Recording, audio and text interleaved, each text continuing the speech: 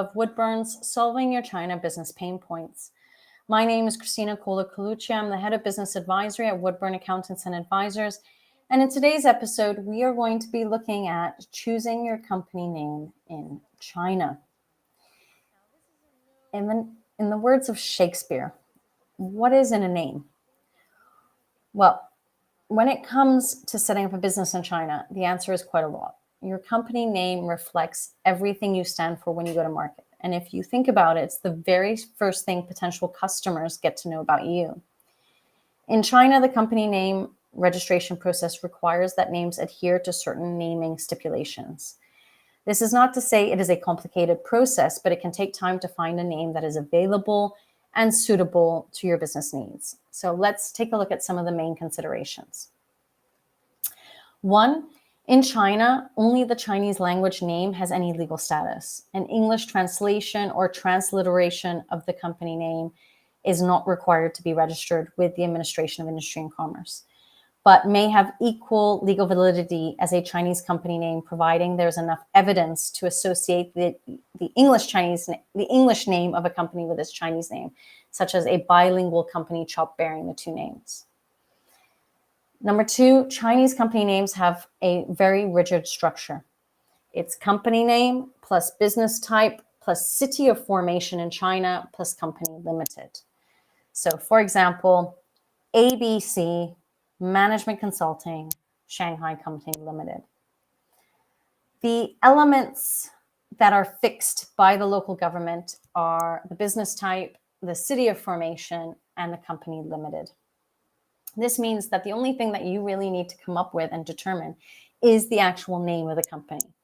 So company names can get rather long. It's usually best to limit the company name part to 3 or 4 Chinese characters at most.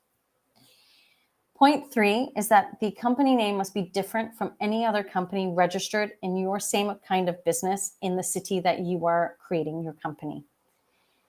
Now, it is often surprising how many good names are already taken, considering the hundreds of thousands of companies that are registered on an annual basis. For this reason, the local authorities require that at least 5 alternate names are submitted, and they prefer 10 alternatives if possible.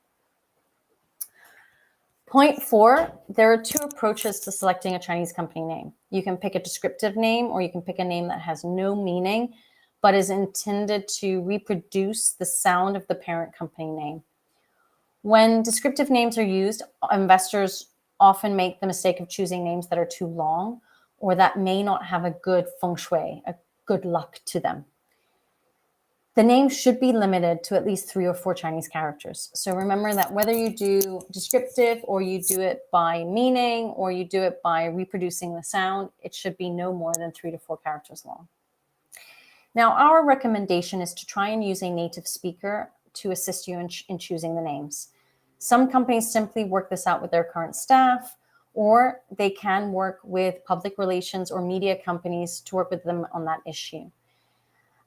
Remember, don't rush into the process of choosing your Chinese name. You still want to be careful with it because it is your identity. Now, when you have chosen your name, you've got to submit them for a preliminary review. So it is important to check and see whether there are any obvious conflicts with existing names out there. What you've got to avoid is are the following restrictions. The content of names, forbidding the use of content that either misleads consumers or hinders fair competition, or damages or contradicts national unity, policy, social ethics, culture, religion. Special characters such as Arabic numerals, foreign symbols, or alphabets are not permitted, and certain words like China, Chinese, national, state, or international can also not be used. Companies should conduct market research on the naming strategy of industry competitors, thereby understanding the types of names that are typically successful. The names should be consistent with pre-existing brand strategies, clearly reflecting the brand's key attributes and appealing to the target consumer, target customer. Careful attention should be paid to the nuances of the Chinese language. Don't forget, we don't want to create something that will bring bad luck and may prevent people from wanting to also work for you. Okay.